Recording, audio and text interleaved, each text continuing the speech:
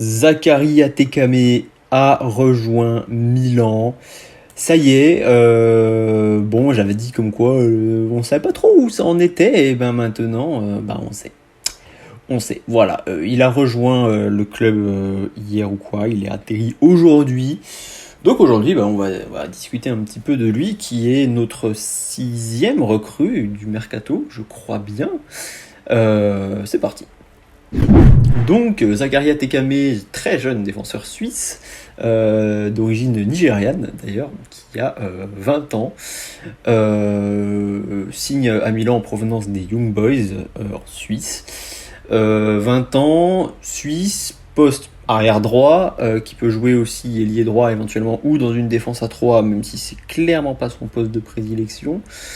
Voilà, contrat jusqu'en juin 2029 avec une option pour un an supplémentaire. Le salaire, j'en ai aucune idée, je m'en contrefous. Voilà. Est-ce que c'est une bonne affaire? Franchement, je ne sais pas. Je ne sais pas. À lui de nous montrer que oui. Donc il a débuté sa carrière avec les Young Boys, où il s'est vite imposé comme titulaire régulier malgré son âge. Un total de 45 matchs, toutes compétitions confondues, dont 8 en Ligue des Champions, avec un but et 3 passes D en 2024-2025. Voilà, que dire, on n'en sait pas trop parce qu'il est relativement jeune, il n'a pas énormément d'expérience, et sa seule grosse expérience, c'est les Young Boys en Suisse. Bon, franchement, c'est là que je me dis, je sais pas trop. Je sais pas trop ce que ça peut donner. Côté style de jeu, c'est un joueur plutôt dynamique, ça va. Il est rapide, ça dessus il n'y a pas de problème. Il y a la polyvalence où il peut jouer arrière droit, il peut jouer ailier droit ou alors dans une défense à 3.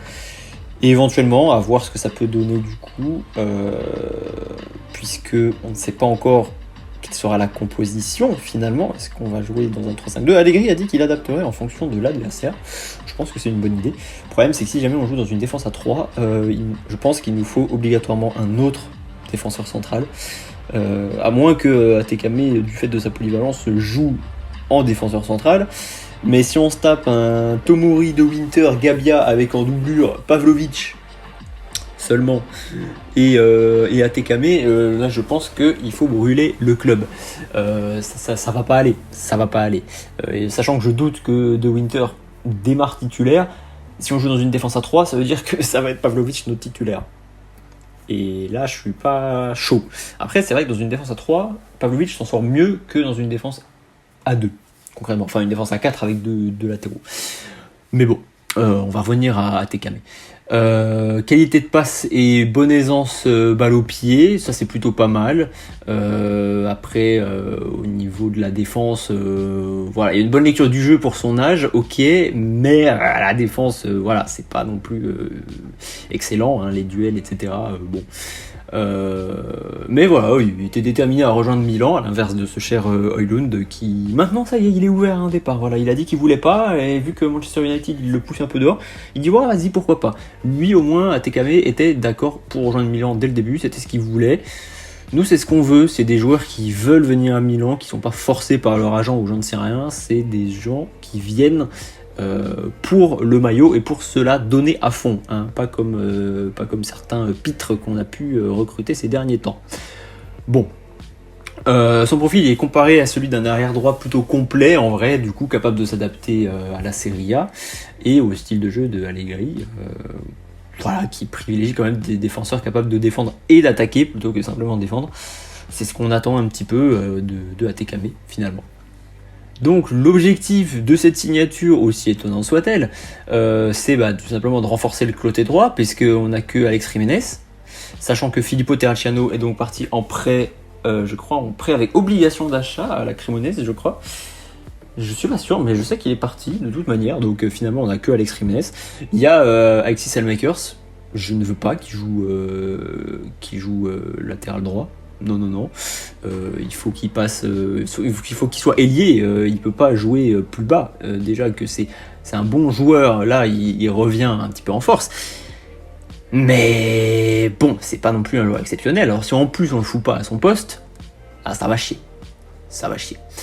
Donc ouais, objectif renforcer le flanc droit. J'espère qu'il ne sera pas titulaire à la place d'Alex Jiménez. Il faut donner le temps à Alex Jiménez, sachant qu'il est déjà excellent. Moi franchement je vois pas du tout où est le problème avec ce joueur.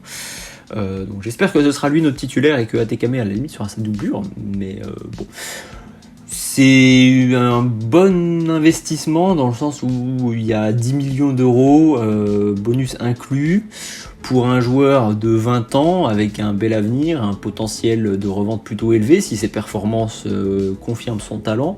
À voir ce que Allegri peut en faire, ça se trouve il va tout détruire avec Allegri. Et voilà, on pourra soit le revendre plus cher, soit il va s'imposer et ça sera une excellente recrue. C'est vrai que c'est un jeune joueur finalement. Le seul truc où voilà, je suis un petit peu pessimiste, c'est sur le fait qu'on passe vraiment du tout au tout. Ça part des Young Boys à l'AC Milan. Avec tout le respect que j'ai pour le club. Bon, voilà.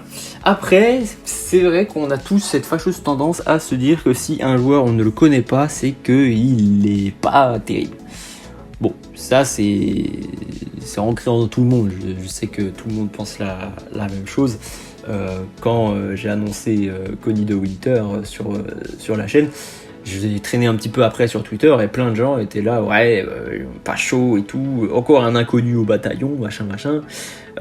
Ouais, mais quand on le connaît, on sait que c'est pas une mauvaise recrue. Franchement, on peut faire pire. Quand on regarde la Serie A, quand on voit les matchs, quand on voit ce que le Genoa pouvait faire face à Milan, etc., je veux dire, on voit le potentiel de De Winter. Alors évidemment, c'est pas un joueur extrêmement connu, on parle de Winter, on parle pas de Van Dijk. Bon, forcément, du coup, on se dit, c'est moins bon, c'est moins connu, mais pas forcément. Et là, c'est un petit peu le problème qu'on a avec Atekame, c'est parce que, personnellement, je vais pas vous mentir, avant qu'il y ait les rumeurs, je ne m'intéressais absolument pas aux Young Boys, et je ne m'intéressais encore moins à Zachary Atekame.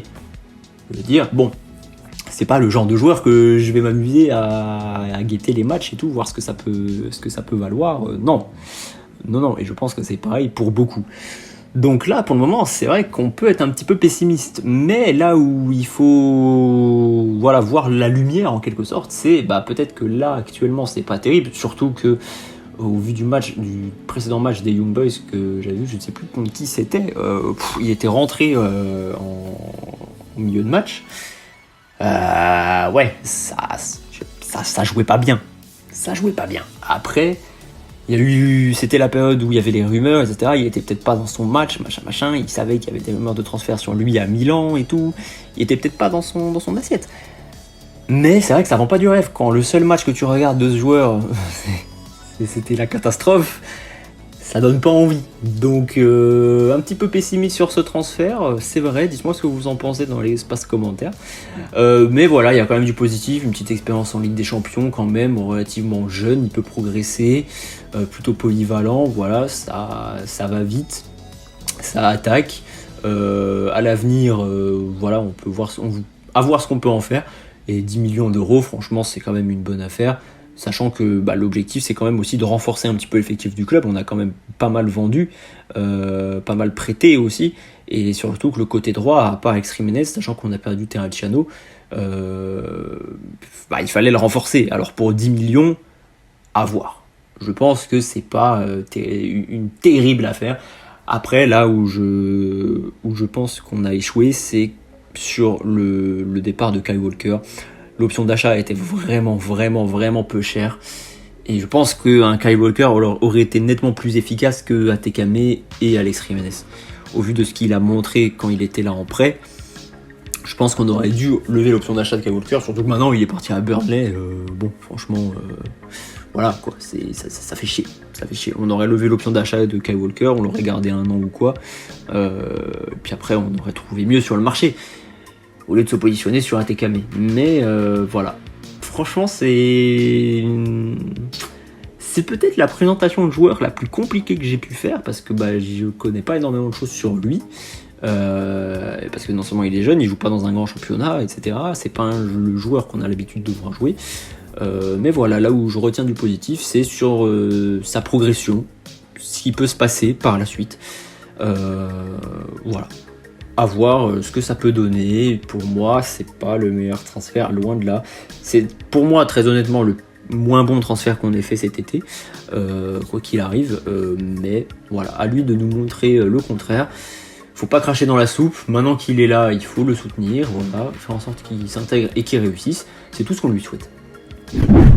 On a terminé, n'hésitez pas à me dire ce que vous pensez d'Atekame, si jamais vous, vous connaissez un petit peu le profil du joueur. Voilà, j'avais fait un petit sondage, n'hésitez pas à aller voter si c'est pas encore le cas sur l'onglet post, sur ce que vous pensez du mercato actuellement. Voilà, est-ce que vous êtes content, déçu ou plutôt mitigé. J'ai regardé rapidement hier soir, il y avait en grande majorité mitigé, on en parlera plus tard, on fera une bonne vidéo résumée du mercato. Et voilà, il y a beaucoup de choses à dire, j'ai déjà beaucoup de trucs en tête. On va se retrouver très rapidement, d'ici la prochaine vidéo, prenez soin de vous, je vous fais des bisous et je vous dis à très vite.